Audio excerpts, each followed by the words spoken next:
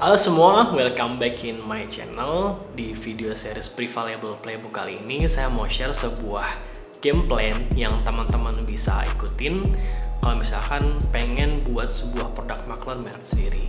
Sebenarnya ini udah pernah dibahas di video sebelumnya, tapi di sini ada sebuah updatean terbaru yang kita buat lebih simpel lagi. Penasaran? So just check it out.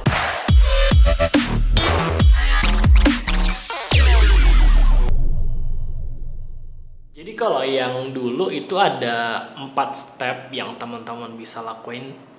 Ini gambarnya ada ini, mulai dari dropship dulu, terus jadi stockist, terus jadi brand principal, terus yang terakhir jadi manufacturer. Nah, kalau yang sekarang itu update yang terbaru, kita simplified dari yang 4 tangga kayak gitu cuman ada 3 doang. Pertama itu adalah ini, reselling. Jadi yang dropshipping sama distribute stockist kita jadiin satu, cukup jadi reselling aja. Terus yang kedua itu adalah brand principal, jadi teman-teman mulai bikin produk dengan merek sendiri. Terus yang terakhir adalah self manufacturer atau bikin pabriknya sendiri khusus untuk produk maklon teman-teman sendiri. Nah, di 3 video atau 4 video selanjutnya itu saya akan membahas lebih detail dari masing-masing game plan tersebut. Misalkan untuk yang game plan yang pertama, untuk reselling, nanti kita akan belajar gimana caranya main dropshipping, ada tips dan triksnya juga, mulai dari bikin websitenya, terus risetnya, terus iklannya, sampai pendataan iklannya. Terus di yang kedua, brand principal, itu udah lumayan cukup banyak kita bahas. Kalau mau misalkan lebih tahu lebih lanjut hal yang berhubungan dengan private labeling atau Prevailable Playbook kita sebutnya, buka aja linknya di sini di www.playbook.prevailable.id. Terus teman-teman masukin nama sama email, nanti kita akan kasih tips-tips setiap hari melalui email hal yang berkaitan tentang pembuatan produk maklon dengan merek sendiri. Terus yang terakhir adalah self manufacturer. Nanti akan ada satu video khusus kita interview dengan co-founder dari Prevailable sendiri. Dia owner dari 3 manufacturer, dan di sini saya bukan lebih ke kasih tahu detail dari manufacturing seperti apa, tapi lebih kepada insight preparation lah. Kalau misalkan manufacturing itu apa sih dipikirin, step-stepnya kayak gimana sih. Nah, kenapa sih saya bikin step-step tangga kayak gini? Ini bisa dijadiin sebuah ibaratnya approach atau sebuah pendekatan untuk ya kalian yang emang misalkan pengen main di suatu market atau suatu industri, tapi nggak tahu nih industri battlefieldnya kayak gimana, tempat bertempurnya kayak gimana. Ibaratnya kayak game, kayak sebuah permainan. Kita pengen main di satu industri, misalkan industri kosmetik, tapi nggak tahu di sana musuhnya kayak gimana, marketnya kayak gimana, terus ada apa aja di dalamnya. Nah, ini teman-teman bisa gunakan pendekatan dari 3 step ini. Saya adopsi dari, kalau teman-teman perhatiin, di retail kayak Alfamart, terus kayak Indomaret, terus ada kayak Giant, itu ada pasti mereka produk-produk yang mereknya itu adalah nama brand mereka sendiri. Contoh di Alfamart ada tisu mereknya Alfamart, di Indomaret ada gula mereknya Indomaret, di Alfamart juga ada air mineral mereknya itu Alfamart, di Giant juga kayak gitu. Nah, itu pendekatan-pendekatan yang seperti itu yang coba kita adopsi untuk teman-teman lakukan sendiri sebelum bikin sebuah produk maklon. Kalau misalkan kita pengen bermain di industri kosmetik, terus nggak tahu nih seperti apa battlefieldnya di sana, tempat bertempurnya kayak gimana, kenapa nggak coba kita dari tangga pertama dulu, yaitu tangga reselling. Terserah teman-teman mau bikin dropshipping kah, atau jadi stokis kah, atau ambil dari Tokopedia kah, atau import dari mana kah, itu terserah. Intinya produk sourcingnya atau dapetin produknya terserah dari mana aja.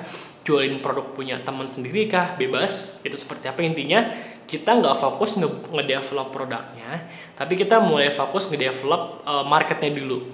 Jadi kita ibaratnya bikin toko Alfamartnya dulu, misalkan bikin toko Indomartnya dulu. Simple aja, kita bikin Instagram page-nya, kita bikin website-nya, kita bikin Facebook fanpage-nya, kita bikin YouTube channel-nya, dan semua itu ngebahas produk-produk yang berkaitan dengan industri yang kita jual.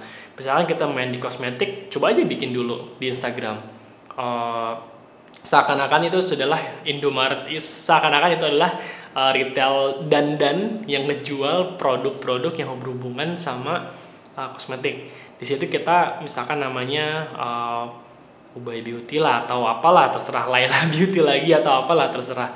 Bikin Instagram page-nya, kasih tips-tips yang berkaitan sama beauty, yang berkaitan sama kecantikan. Kita share hal-hal yang berkaitan sama produk beauty, kita kumpulin followernya, kita kasih tips-tips yang bermanfaat, dan produk-produk yang kita dijual situ kita ambil dulu dari tempat lain. Terserah mau konsepnya dropshipping, reselling, jadi stokis atau apapun, terserah. Intinya kita mempelajari marketnya seperti apa dulu, plus kita mempelajari bagaimana digital marketingnya dulu, kita kumpulin marketnya. Nah, di tahap yang pertama ini teman-teman bisa ibaratnya ngegali insight yang menarik di market ya industri yang teman-teman lagi mainin, misalkan kosmetik. Oh, ternyata di industri kosmetik atau beauty itu nggak untuk produk acne sendiri itu acnenya ada berbeda-beda loh. Ada yang acnenya parah, ada yang sedang, ada yang cuman komeda doang, ada yang kusam, ada yang beruntusan. Nah itu teman-teman jadi tahu tuh jenis-jenis kulit di acne yang dulu awalnya mungkin berpikir kalau acne cuma sekedar jerawat doang. Pas udah dalamin ke market beauty ternyata oh ada beda-beda loh market acne itu ada level-levelnya juga, seperti itu. Untuk whitening juga seperti itu, untuk anti-aging juga seperti itu. Intinya teman-teman di tahap pertama ini, di tangga pertama sebagai reselling, itu untuk menggali market insight sebanyak mungkin. Nah, market insight ini sambil kita kumpulin database customer, nomor WhatsApp-nya mungkin, alamatnya. Kalau kita ngiklan, kita bisa tahu split testing iklan yang paling bagus seperti apa, landing page-nya apakah yang seperti apa, landing page yang bagusnya, cara menjawab customer service seperti apa, dan teman-teman di situ ngebangun fondasi-fondasi dari ekosistem bisnisnya sendiri. Nah, itu tahap yang pertama. Nah, kita bakalan lebih detail bahas hal ini di step selanjutnya. Plus di Prevailable juga, saya lagi nge-develop sebuah platform atau project yang teman-teman gak punya produk itu bisa mulai jualan produk dengan konsep bisa dropshipping atau juga reselling. Nanti saya akan informasikan lebih lanjut di video selanjutnya. Nah, itu adalah tahap pertama. Untuk tahap yang kedua itu adalah sebagai brand principal. Jadi kita bisa gunain pendekatannya si Alfamart sama Indomaret tadi. Setelah kita udah punya market, Alfamart kan kayak gitu kan, mereka udah punya cabang banyak, udah tahu marketnya seperti apa. Mereka ngeluarin tisu atau gula, pasir atau minuman air mineral dengan merek mereka sendiri, mereka keluarin dengan harga yang lebih murah. Nah itu bisa kita juga pakai seperti itu. Ketika Instagram followernya udah banyak, YouTube subscriber udah banyak, database customernya udah banyak, iklannya udah tahu seperti apa yang winning, kita bisa mulai ngumpulin data. Oh ternyata follower saya itu lebih prefer produk-produk yang seperti ini loh.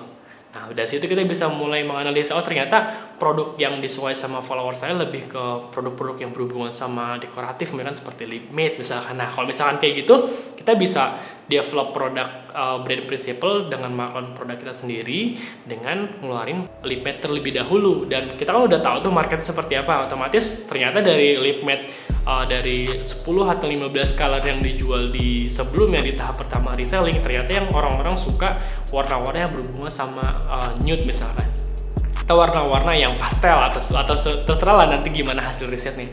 Kalau misalkan udah ketemu market insight seperti itu, kita bisa mengeluarkan produk kita dengan merek kita sendiri berdasarkan warna-warna yang disukai tadi. Nah itu kita bisa sekalian marketnya tersebut atau follower tersebut atau subscriber tersebut kita bisa jadikan sebagai bahan riset. Kita keluarin teaser dulu, saya mau mengeluarkan produk baru nih, kira-kira teman-teman suka nggak? Itu bisa melakukan riset juga di sana. Terus kalau misalkan udah brand principal selesai, nanti ada, kalau misalkan pengen naik tahap yang lebih lanjut lagi ya self manufacturing, itu maksudnya bikin pabriknya sendiri. Di sini memang untuk masalah develop pabrik itu kompleks banget. Founder Prevailable sendiri memang owner manufacturing untuk kosmetik sendiri. Di situ ada banyak banget variabel yang harus diurusin, dari sumber daya manusianya, dari masalah supply chain raw materialsnya, dari packaging, terus dari ingredients, terus dari penggajian karyawan dan sistem macam-macamnya, belum lagi ngurusin masalah legalsnya, belum lagi urusan masalah lingkungan. Intinya ada banyak banget, kompleks banget. Nanti kita bakal bahas lebih detail juga hal yang berkaitan sama manufacturing. Nanti kita akan ada kopi meeting bareng sama owner manufacturing juga, which is dia adalah founder Prevailable juga. Di video kali ini saya cuma mau ngasih simplifikasi aja. Jadi ada perubahan, kita bikin simple, yang dulu stepnya ada 4 tangga, kita bikin jadi 3 tangga, dan Ini adalah approach yang teman-teman bisa pakai kalau misalkan pengen bermain di industri yang baru dan belum tahu marketnya seperti apa. Oke, mungkin itu aja video singkat kali ini yang update berhubungan sama Pre-Valuable Playbook. Kalau misalkan teman-teman ada pertanyaan atau sesuatu hal, bisa komen aja di bawah dengan menggunakan hashtag tanya ubay. Dan kalau misalkan pengen belajar lebih detail dengan hal yang berhubungan dengan private labeling, teman-teman bisa buka aja di www.playbook.prevaluable.id, masukin nama sama email, nanti kita kasih tips-tips yang berkaitan sama private labeling. Terus jangan lupa juga untuk like, subscribe, dan share video kali ini apabila dirasa bermanfaat, supaya kita bisa kasih lebih banyak video yang berhubungan sama digital marketing dan private labeling atau hal yang bermanfaat lainnya. Oke? Thank you for watching.